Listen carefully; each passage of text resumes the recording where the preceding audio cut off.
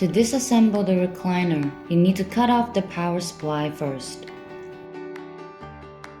Take off the remote controls.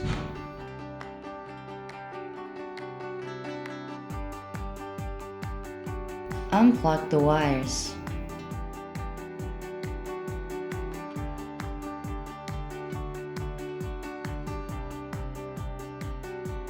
Put the pillow aside.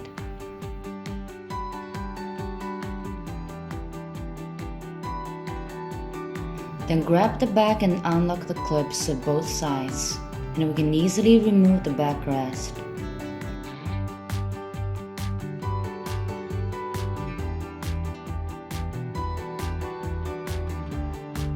And to remove the arms, we need to push the seat, grab the bottom of the arm and pull upwards.